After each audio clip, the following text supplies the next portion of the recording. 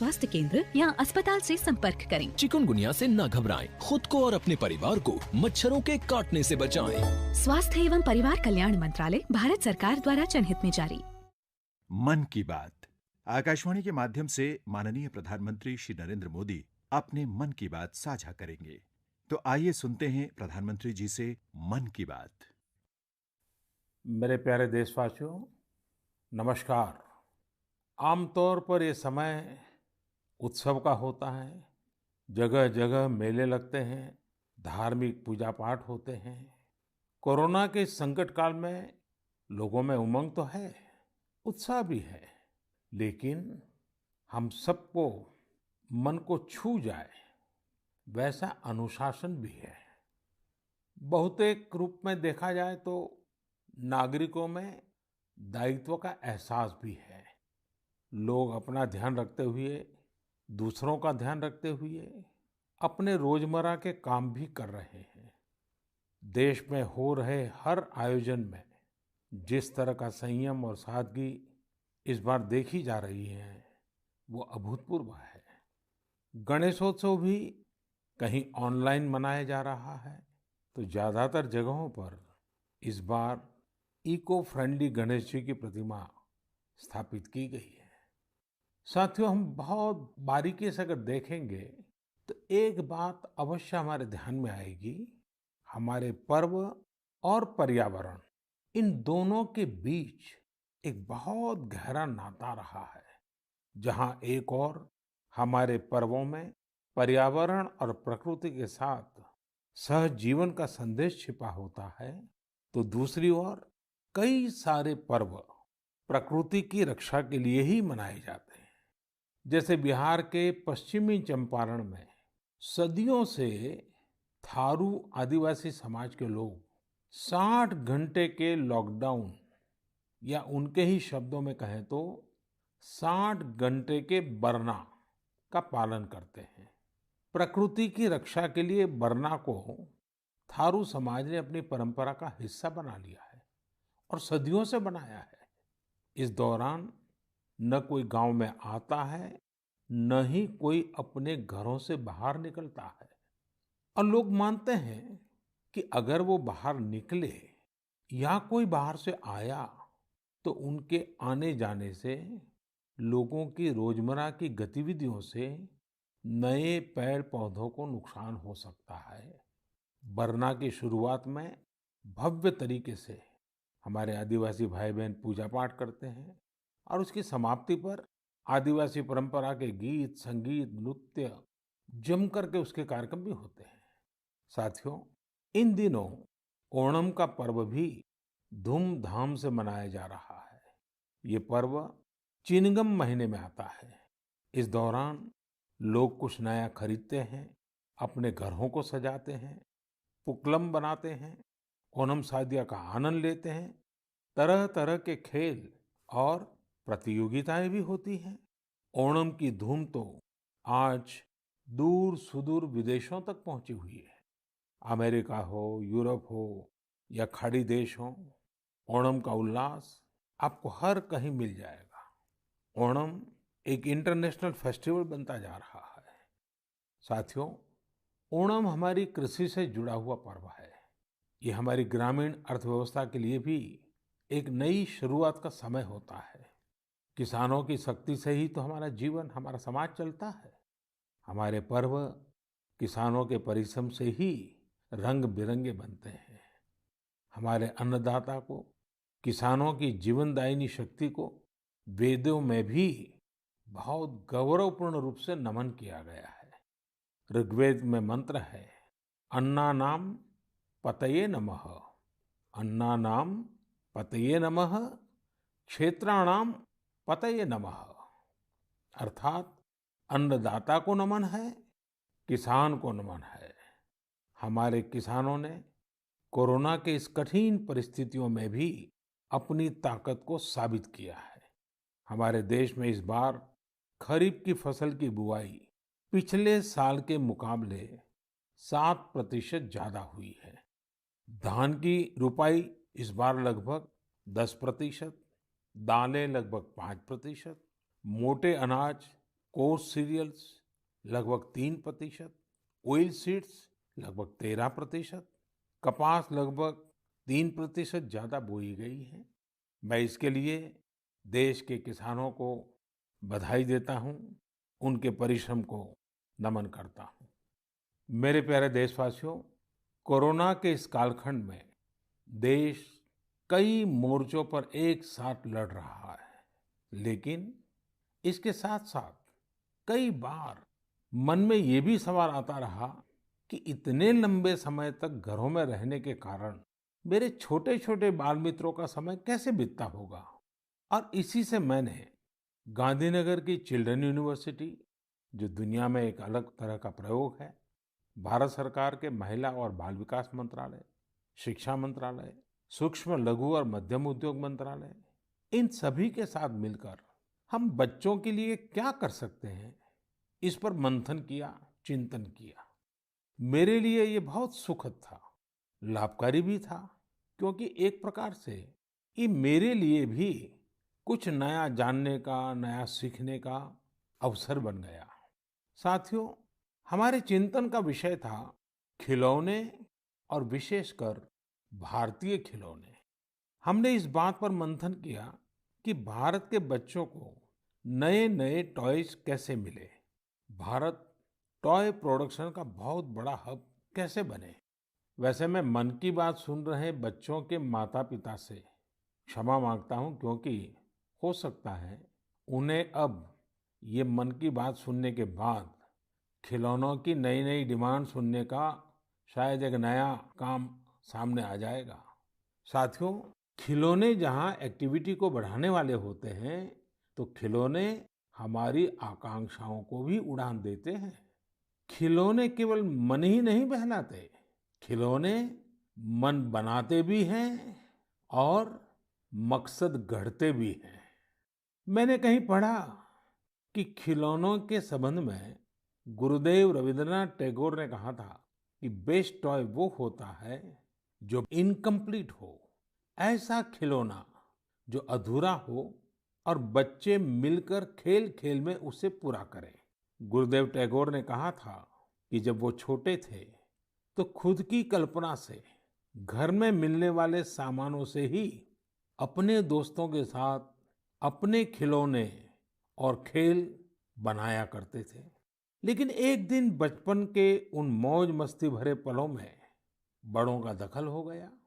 हुआ ये था कि उनका एक साथी एक बड़ा और सुंदर सा विदेशी खिलौना लेकर आ गया। खिलौनों को लेकर इतराते हुए अब सब साथी का ध्यान खेल से ज्यादा खिलौने पर रह गया। हर किसी के आकर्षण का केंद्र खेल नहीं रहा, खिलौना बन गया। जो बच्चा कल तक सबके साथ खेलता था, सबके साथ रहता था, घुल मिल जाता था, खेल में डूब जाता था, वो अब दूर रहने लगा। एक तरह से बाकी बच्चों से भेद का भाव उसके मन में बैठ गया। महंगे खिलौने में बनाने के लिए भी कुछ नहीं था, सीखने के लिए भी कुछ नहीं था। यानी कि एक आकर्षक खिलौने ने एक उत्कृष्ट बच्चे को कहीं दबा दिया, छिपा दिया, मुरझा दिया।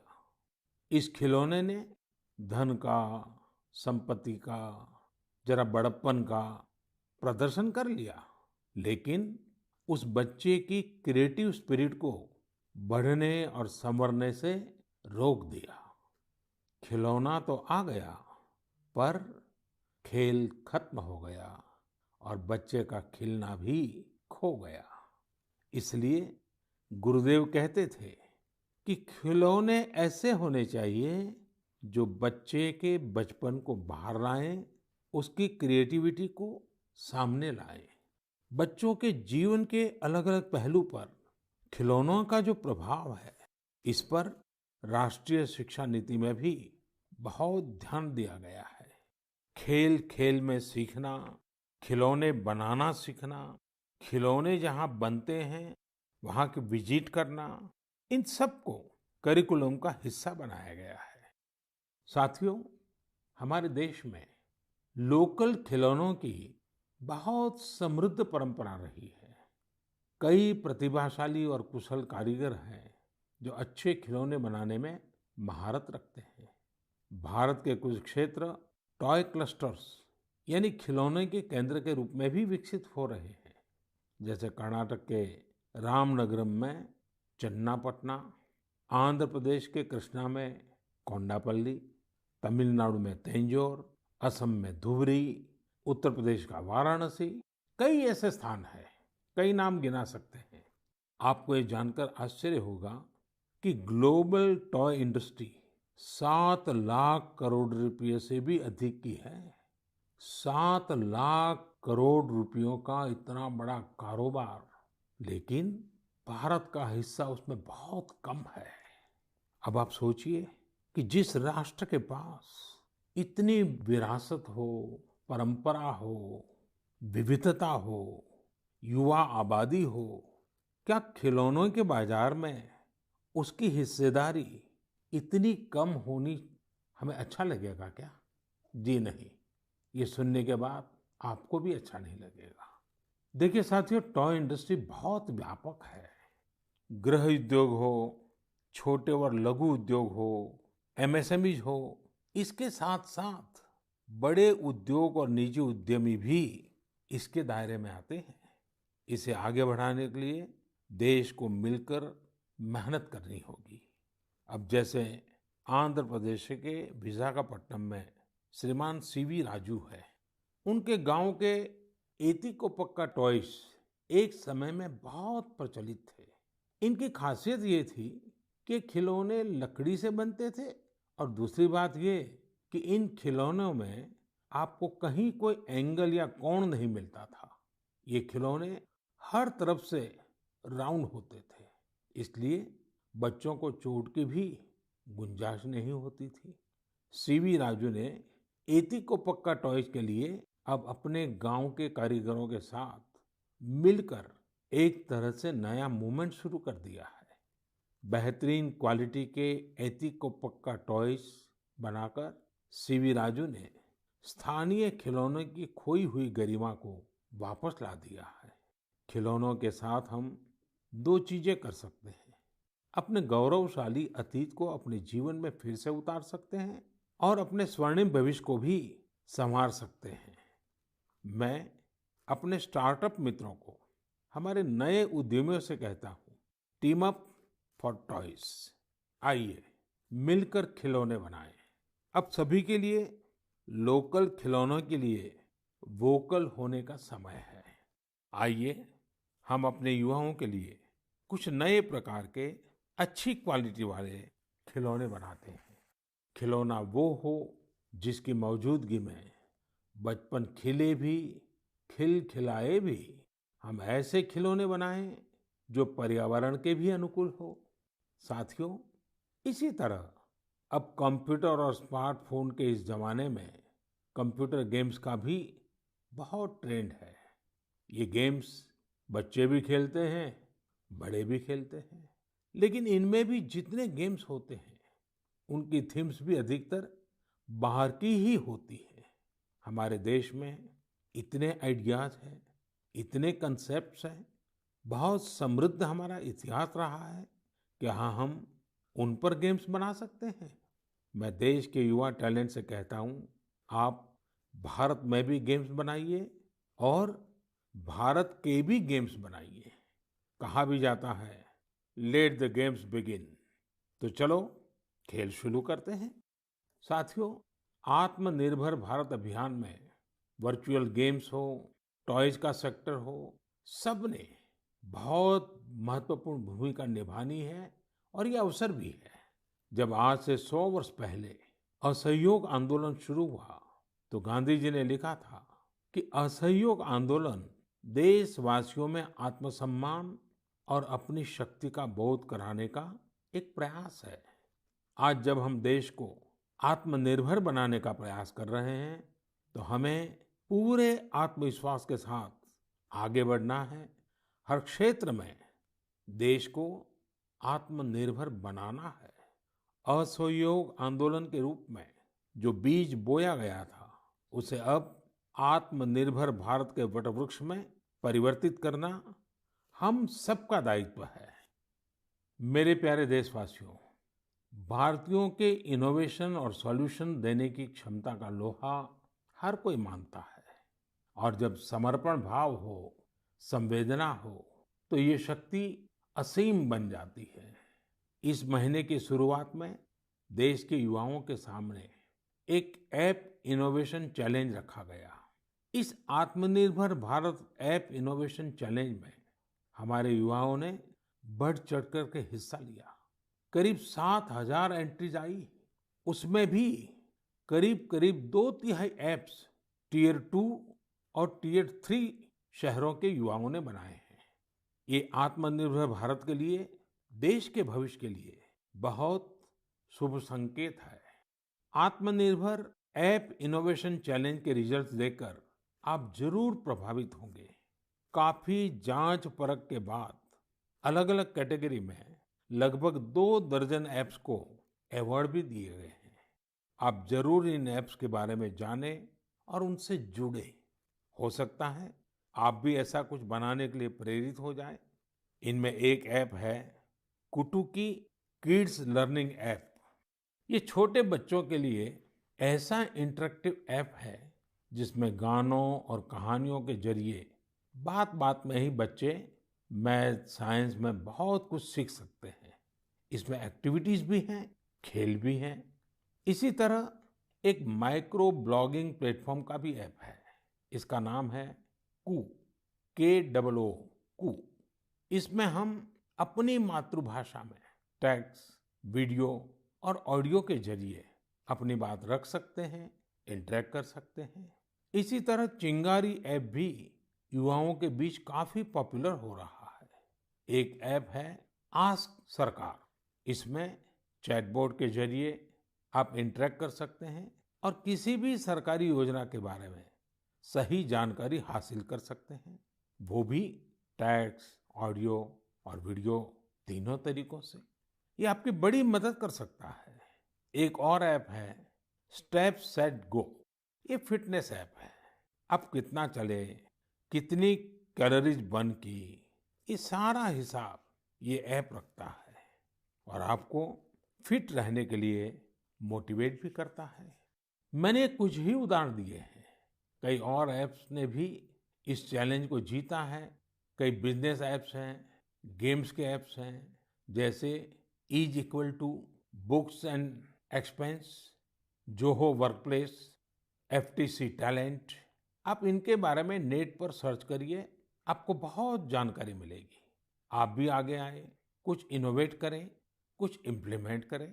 आपके प्रयास आज के छोटे छोटे स्टार्टअप्स कल बड़ी बड़ी कंपनियों में बदलेंगे और दुनिया में भारत की पहचान बनेंगे। और आप ये मत भूलिए कि आज जो दुनिया में बहुत बड़ी बड़ी कंपनियां नजर आती है ना, वे भी कभी स्टार्टअप हुआ करती थी। प्रिय देशवासियों, हमारे यहाँ के बच्चे, हमारे विद्यार्थी अपनी पूरी क्षमता दिखा पाए, अपना सामर्थ्य दिखा पाए, इसमें बहुत बड़ी भूमिका न्यूट्रिशन की भी होती है, पोषण की भी होती है। पूरे देश में सितंबर महीने को पोषण माह, न्यूट्रिशन मंथ के रूप में मनाया जाएगा। नेशन और न्यूट्रिशन का बहुत गहरा संबंध होता है। हमारे यहाँ एक कहावत है, यथा अन्नम तथा मन्नम, यानी जैसा अन्न होता है वैसा ही हमारा मानसिक और बौद्धिक विकास भी होता है। एक्सपर्ट्स कहते हैं कि शिशु को गर्भ में और बचपन में जितना अच्छा पोषण मिलता है, उतना अच्छा उसका मानसिक विकास होता है और वो स्वस्थ रहता है। बच्चों के पोषण के लिए भी उतना ही जरूरी है कि माँ को भी पूरा पोषण मिले। और पोषण या न्यूट्रिशन का मतलब केवल इतना ही नहीं होता कि आप क्या खा रहे हैं, कितना खा रहे हैं, कितनी बार खा रहे हैं। इसका मतलब है आपके शरीर को कितने जरूरी पोषक तत्व, न्यूट्रिएंट्स मिल रहे हैं। आपको आयरन, कैल्शियम मिल रहे हैं या नहीं, सोडियम मिल रहा है या नहीं, विटामिन्स मिल रहे हैं या नहीं, ये सब न्यूट्रिशन के बहुत इम्पोर्टेंट एस्पेक्ट्स हैं। न्यूट्रिशन के इस आंदोलन में पीपल पार्टिसिपेशन भी बहुत जरूरी है। जन भागीदारी ही इसको सफल करती है। पिछले कुछ वर्षों में इस दिशा में देश में काफी प्रयास किए गए हैं। खासकर हमारे गांवों में इसे जन भागीदारी से जन आंदोलन बनाया जा रहा है। पोषण सप्ताह हो, पोषण माह हो, इनके माध्यम से ज्यादा जागरूकता पैदा की जा रही है। स्कूलों को जोड़ा गया है। बच्चों के लिए प्रतियोगिताएं हो, उनमें अवेयरनेस बढ़े, इसके लिए भी लगातार प्रयास जारी हैं। जैसे क्लास में एक क्लास मॉनिटर होता है, उसी तरह न्यूट्रिशन मॉनिटर भी हो, रिपोर्ट कार्ड की तरह न्यूट्रिशन कार्ड भी बने, इस तरह की भी शुरुआत की जा रही है। पोषण माह न्यूट्रिशन मंथ के दौरान माय गॉव पोर्टल पर एक फूड एंड न्यूट्रिशन क्विज भी आयोजित की जाएगी और साथ ही एक मीम कंपटीशन भी होगा। आप खुद पार्टिसिपेट करें और दूसरों को भी मोटिवेट करें। साथियों, अगर आपको गुजरात में सरदार वल्लभ भाई पटेल के स्टैच्यू ऑफ यूनिटी जाने का अवसर मिला होगा और कोविड के बाद जब वो खुलेगा और आपको जाने का अवसर मिलेगा, तो वहाँ एक यूनिक प्रकार का न्यूट्रिशन पार्क बनाया गया है। खेल खेल में ही न्यूट्रिशन की शिक्षा आनंद प्रमोद के साथ वहाँ जरूर देख सकते हैं। साथियों, भारत एक विशाल देश है। खान पान में ढेर सारी विविधता है। हमारे देश में 6 अलग-अलग ऋतुएं होती हैं। अलग-अलग क्षेत्रों में वहाँ के मौसम के हिसाब से अलग-अलग चीजें पैदा होती हैं। इसलिए ये बहुत ही महत्वपूर्ण है कि हर क्षेत्र के मौसम, वहाँ के स्थानीय भोजन और वहाँ पैदा होने वाले अन्न, फल, सब्जियों के अनुसार एक पोषक न्यूट्रिएंट रिच डाइट प्लान बने। अब जैसे मिलेट्स, मोटे अनाज, रागी है, ज्वार है, ये बहुत उपयोगी पोषक आहार है। एक भारतीय कृषि कोष तैयार किया जा रहा है। इसमें हर एक जिले में क्या क्या फसल होती है, उनकी न्यूट्रिशन वैल्यू कितनी है, इसकी पूरी जानकारी होगी। ये आप सबके लिए बहुत बड़े काम का कोष हो सकता है। आइए, पोषण माह में पौष्टिक खाने और स्वस्थ रहने के लिए हम सभी को प्रेरित करें। प्रिय देशवासियों, बीते दिनों जब हम अपना स्वतंत्रता दिवस मना रहे थे, तब एक दिलचस्प खबर पर मेरा ध्यान गया। ये खबर है हमारे सुरक्षा बलों के 2 जाबाज किरदारों की। एक है सोफी और दूसरी विदा। सोफी और विदा इंडियन आर्मी के श्वान है, डॉग्स है, और उन्हें chief of army staff commendation card से सम्मानित किया गया है। सोफी और विदा को ये सम्मान इसलिए मिला क्योंकि इन्होंने अपने देश की रक्षा करते हुए अपना कर्तव्य बखूबी निभाया है। हमारी सेनाओं में, हमारे सुरक्षा बलों के पास ऐसे कितने ही बहादुर श्वान हैं, डॉग्स हैं, जो देश के लिए जीते हैं और देश के लिए अपना बलिदान भी देते हैं। कितने ही बम धमाकों को, कितनी ही आतंकी साजिशों को रोकने में ऐसे डॉग्स ने बहुत अहम भूमिका निभाई है। कुछ समय पहले मुझे देश की सुरक्षा में डॉग्स की भूमिका के बारे में बहुत विस्तार से जानने को मिला। कई किस्से भी सुने। एक डॉग बलराम ने 2006 में अमरनाथ यात्रा के रास्ते में बड़ी मात्रा में गोला बारूद खोज निकाला था। 2002 में भावना ने आईईडी खोजा था। आईईडी निकालने के दौरान आतंकियों ने विस्फोट कर दिया और श्वान शहीद हो गए। 2-3 वर्ष पहले छत्तीसगढ़ के बीजापुर में सीआरपीएफ का स्निफर डॉग क्रैकर भी आईईडी ब्लास्ट में शहीद हो गया था।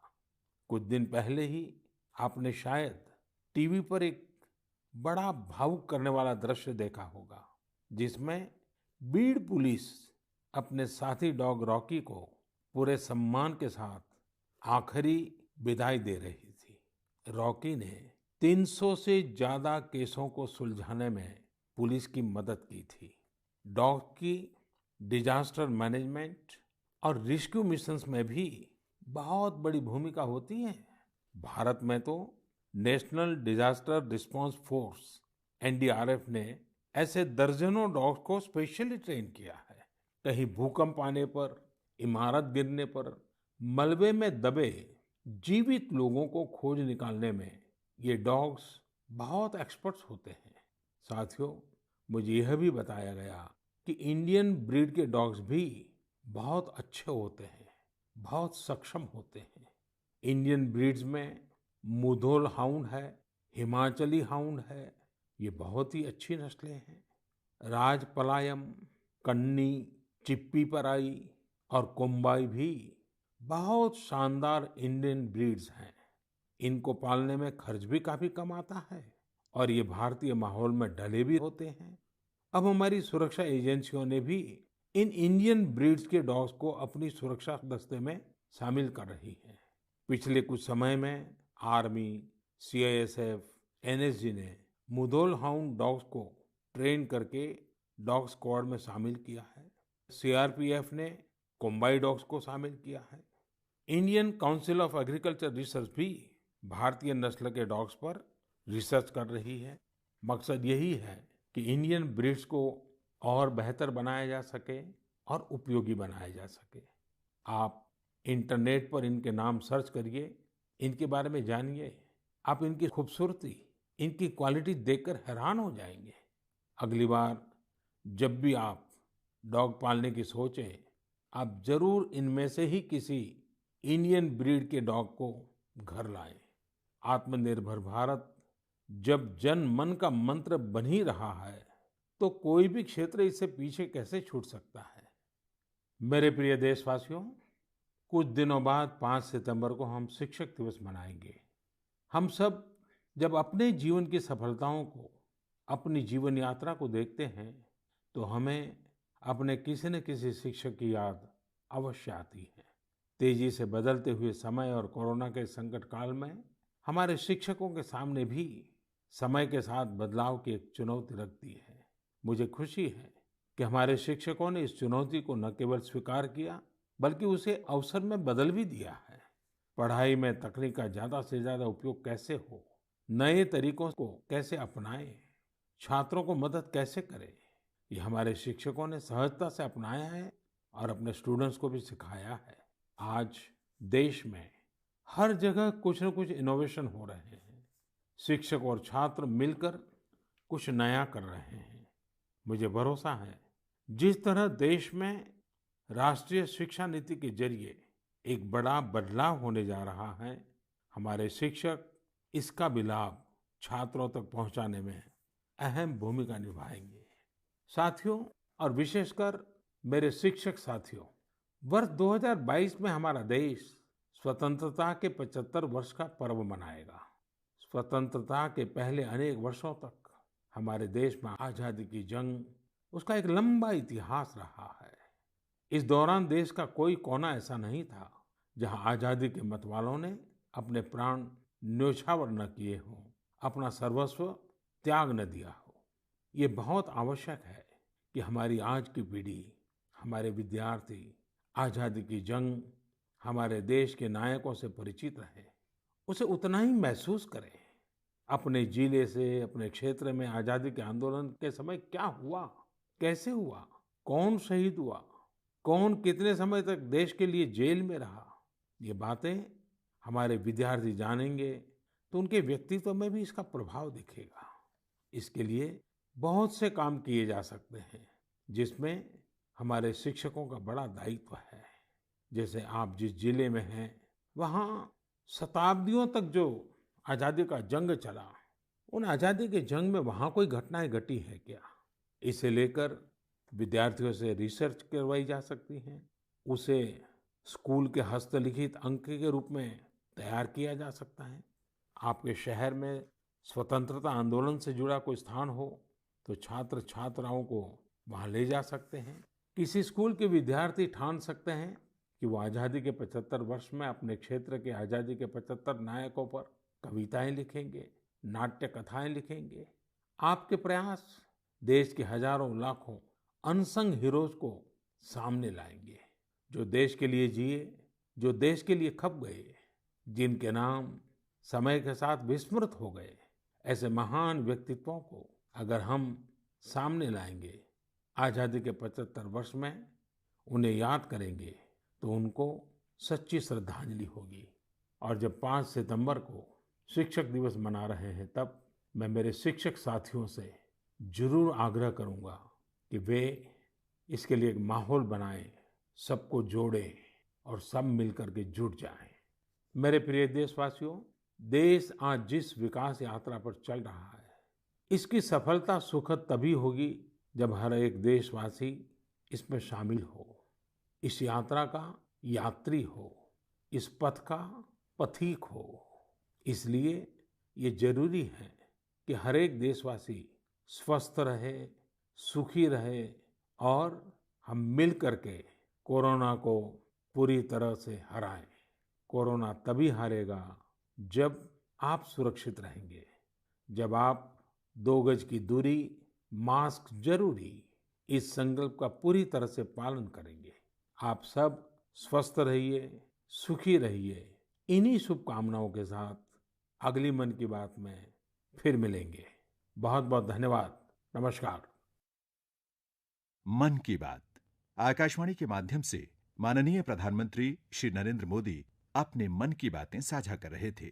हम आपको बता दें कि माननीय प्रधानमंत्री के इस प्रसारण के बाद मन की बात के क्षेत्रीय भाषा में अनुवाद का प्रसारण आकाशवाणी और दूरदर्शन के संबद्ध प्रादेशिक केंद्रों से तथा संस्कृत भाषा में अनुवाद का प्रसारण आकाशवाणी दिल्ली के Indraprastha channel medium wave 366.3 metre अर्थात 819 किलोहर्ट्ज और एफएम गोल्ड 100.1 मेगाहर्ट्ज पर अभी किया जाएगा। मन की बात के क्षेत्रीय भाषाओं का पुनः प्रसारण आज रात 8 बजे आकाशवाणी के संबद्ध प्रादेशिक केंद्रों से और अंग्रेजी अनुवाद का प्रसारण आकाशवाणी दिल्ली के राजधानी चैनल मीडियम वेव 450.5 मीटर और एफएम रेनबो 102.6 मेगाहर्ट्ज पर किया जाएगा। यह कार्यक्रम आकाशवाणी के दिल्ली केंद्र से प्रसारित किया गया।